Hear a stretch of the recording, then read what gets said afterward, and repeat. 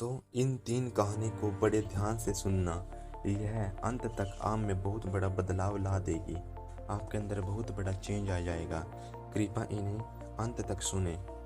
एक बार पत्नी अपने पति से कहती है, पता नहीं क्या हो गया है हमारी पायल को। कल रात को खाना भी नहीं खाया और रो भी रही थी। अभी सुबह सुबह जगाने गई तो फिर से रो रही थी। वजह पूछी तो बस इतना कही कि प्लीज़ माँ, मुझे अकेला छोड़ दो। मुझे लगता है कि शायद उसे किसी ने अपने प्यार में धोखा दिया है। डर लगता है कहीं वह खुद को नुकसान न पहुंचाए। पति थोड़ी खामोशी के बाद कहता है, ठीक है, मैं देखता हूँ। इतना कहकर वह अपने बेटी के कमरे में जाते हैं। पिता कहते हैं, हाय पायल, कैसे हो बेटा। बेटी कहती है, प्लीज़ पापा, मुझे कुछ दिनों के लिए अकेला छोड़ दीजिए। पिता कहते हैं, ठीक है बेटा, मगर एक शर्त है। बेटी कहती है, बोलिए पिता। पिता कहते हैं, बस तुम्हें एक बकवास कहानी सुनाता हूँ, तुम सुन लो, फिर मैं तुम्हें डिस्टर्ब नहीं करूँगा, ओके। बेटी कहती है, ठीक है, सुनाइए। पिता कहते हैं, आज से करीब 20 साल पहले की बात है। एक राजा हुआ करते थे, बेहद अमीर। उनके 2 बेटे थे। बड़ा बेटा बहुत आज्ञाकारी और ईमानदार था। उस राजा को अपने बड़े बेटे पर नाज था। उसकी शादी एक खूबसूरत लड़की से कर दी गई। फिर वह खूबसूरत लड़की गर्भवती हुई। घर में खुशियां ही खुशियां छा गई। पर राजा की जिद थी कि बेटा ही हो। फिर राजा ने अपने बहू के गर्भ का चेकअप करवाया तो पता चला कि गर्भ में लड़की है। राजा ने बेटे को हुक्म दिया कि लड़की को गिरा दिया जाए। आखिर बड़ा बेटा आज्ञाकारी था, ना तो करेगा नहीं। मगर पता नहीं उस पागल बेवकूफ़ को क्या सूझा कि 2 दिन बाद अपना राजपाट, धन दौलत, शान शौकत सब कुछ छोड़ के अपनी गर्भवती पत्नी को लेकर महल से गायब हो गया। सच कहूँ तो वह बड़ा बेवकूफ़ और पागल था। लोग बेटियों को बोझ समझकर गर्भ में नष्ट कर देते हैं और एक वह बेवकूफ़ पागल एक बेटी के तमाम सुख सुविधाओं को छोड़कर मार दिया। वह बाप की बात मानता तो आज उसकी जगह राजा होता। न जाने वह बेवकूफ़ बेटे के लिए बाप न जाने किस हालत में होगा। तभी पायल की माँ वहाँ आकर कहती है कि वह बेवकूफ़ बेटी के लिए पागल शख्स और कोई नहीं, यही तेरे पिताजी हैं, तो तुझे अपनी सच्ची कहानी सुना रहे हैं। तू कहती थी ना मम्मी, नाना नानी तो मैंने देख लिए। काश पापा अनाथ न होते तो दादा दादी का चेहरा भी देख लेती। तेरे पापा अनाथ नहीं हैं। तू बड़ी होकर जिद न करे दादा दादी से मिलने के लिए तुझे सच छुपाया गया। फिर तेरे पापा ने तेरे पैदा होने के बाद एक कसम ली कि तेरे अलावा दूसरी संतान फिर कभी नहीं बनाएंगे।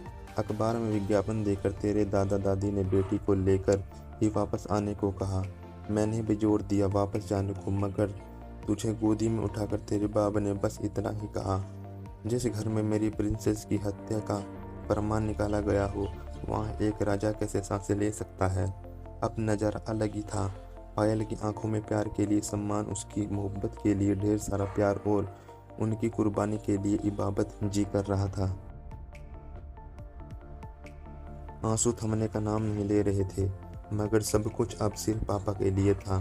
पापा ने बस आखिरी शब्द इतना ही कहा अपनी बेटी को, मैं नहीं जानता कि दुनिया तेरे बारे में क्या सोचती है, मगर तू मेरे लिए बेहद अनमोल है।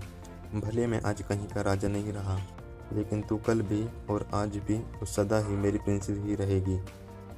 बेटी ने दौड़कर अपने पापा को गले लगाकर रोते हुए कहा, आप असली राजा हो और मैं आपकी प्रिंसेस। सबकी पलकें गीली थी, मगर वह एक नई सुबह की शुरुआत थी, जहाँ प्रिंसेस फिर से अपने सियासत में लौट आई थी। शिक्षा। जैसे जैसे बच्चे बड़े होते हैं, आपको इनमें एक अलग ही व्यक्तित्व दिखाई देता है, क्योंकि बच्चे हर दिन नई आदतों को विकसित करने की प्रवृत्ति रखते हैं। जैसे जैसे दिन आगे बढ़ता जाता है, आपका बच्चा संभवतः एक पुरानी आदत को पीछे छोड़ देगा और किसी नई आदत को अपनाएगा। बस ज़रूरत है उन्हें संभालने की। अगर आपको कहानी 1% भी अच्छी लगी हो तो गुड लिखें, अन्यथा बैड लिखें। और ऐसे ही बेहतरीन कहानियों के लिए हमारे चैनल को सब्सक्राइब करें। रुक जाओ, एक और कहानी सुनाता हूँ। एक बार एक राजा का तोता मर गया। उन्होंने कहा, मंत्रीवर, हमारा पिंजरा सोना हो गया है, इसमें पालने के लिए एक तोता लाओ। तोते सदैव तो मिलते नहीं। राजा पीछे पड़ गए और मंत्री एक संत के पास गए। और कहा, भगवान राजा साहब एक तोता लाने की जिद कर रहे हैं, आप अपना तोता दें तो बड़ी कृपया होगी। संत ने कहा, ठीक है, ले जाओ। राजा ने सोने के पिंजरे में बड़े स्नेही से तोते की सुख सुविधाओं का प्रबंध किया। ब्रह्मा मुहूर्त में तोता बोलने लगा, ओम तत्सत, ओम तत्सत। उठो राजा, उठो महारानी, दुर्लभ मानव तन मिला है, यह सोने के लिए नहीं भजन करने के लिए मिला है। उस तोते के मुंह से कभी रामायण की चौपाई तो कभी गीता के श्लोक निकलते। पूरा राज परिवार बड़े सवेरे उठकर उसकी बातें सुनना करता था। राजा कहते थे कि तोता क्या मिला, एक संत मिल गए। हर जीव की एक निश्चित आयु होती है, एक दिन वह तोता मर गया। राजा रानी, राज परिवार और पूरे राष्ट्र ने हफ्तों शोक मनाया, झंडा झुका दिया गया।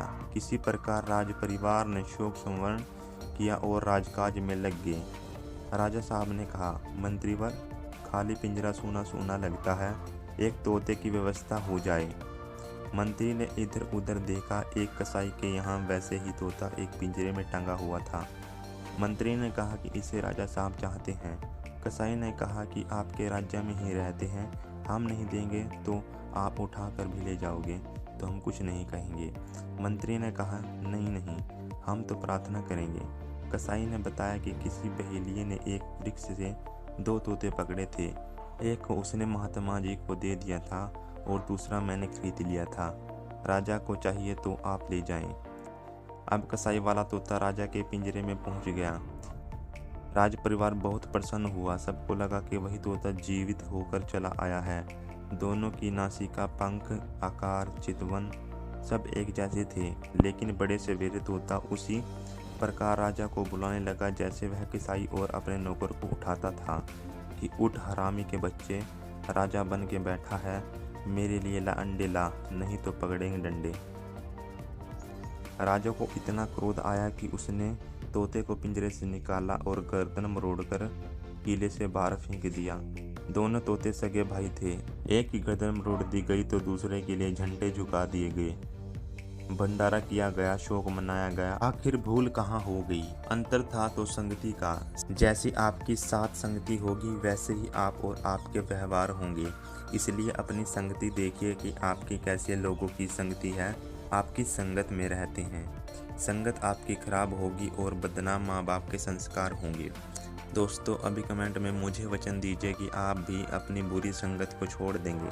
अभी कमेंट में करें आई एम रेडी और इस चैनल को अभी सब्सक्राइब कर ले। मेरा विश्वास करिए हैं, चैनल आपकी ज़िंदगी बदल देगा। धन्यवाद।